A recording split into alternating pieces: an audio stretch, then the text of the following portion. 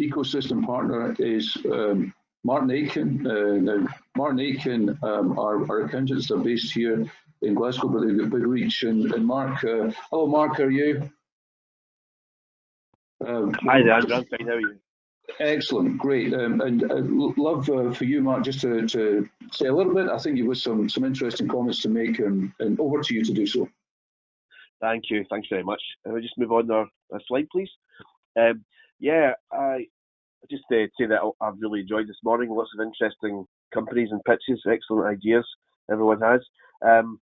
Martin Aitken, as Andrew says, is a firm of accountants based in Glasgow, although we work UK-wide. We do a lot of work in the clean tech, renewable energy industry, and that's hence why we're involved here.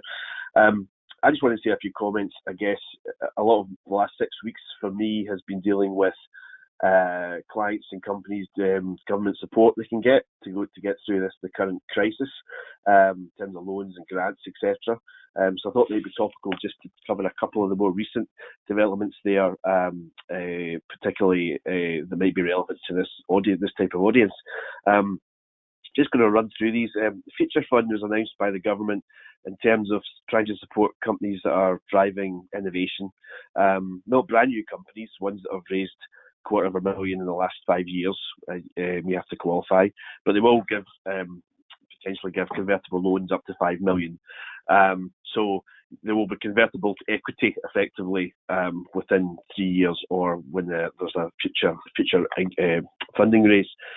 So it's also needing matched by private investor as well, private investment, and the government, for the trouble, will expect 8% interest on that as well, and a discount on the eventual conversion to equity if it gets that far.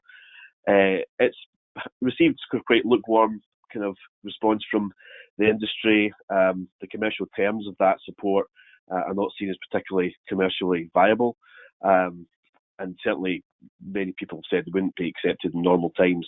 But of course, we don't live in normal times, and some companies may need to access this to actually survive at the moment. So it's there.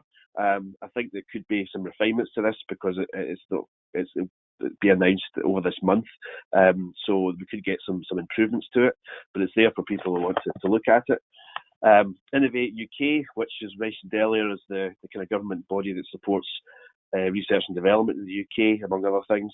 And they've pumped an extra $750 million into that to accelerate grants, loans, and also start new projects as well.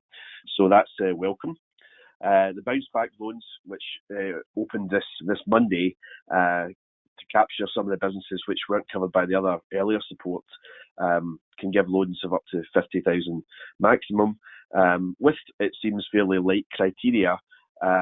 One of the key tests seems to be looking at the viability of the business, which seems to depend on having a positive balance sheet at the end of December 19. So those applications are happening at the moment. I have a few clients who've got them already, but it's something worth looking at, as it seems a lot easier to get than the previous loans offered by the government. And what else can you do? Well, from a tax perspective, if you're looking for some kind of cash injection, well, it may be worthwhile thinking about doing your accounts now, or even in a few months, where you can actually lock in any tax losses you might have, in which case you may be able to carry back those tax losses and get a refund of tax previously paid, which would be a welcome cash injection. And also research and development tax credits. I'm sure many of you are looking at this or have done this already, but if you do, can put in your claim for the research and development costs that you've made. If you're a loss-making company in particular, you may get a tax refund, tax payment from HMRC of roughly about 33% of the actual R&D spend in a given year. So definitely worth looking at. Again, getting those accounts done, getting that claim in early may be a viable option for you at the moment. So anyone who wants to discuss any of this, I'm available anytime. But yeah, thank you very much. Back over to you, Andrew. Mark, thanks very much. Some great innovative thinking and reacting to the current dreadful situation and helping businesses at this key time. Thanks very much, and thanks as ever for your support today and all the years. Appreciate it very much.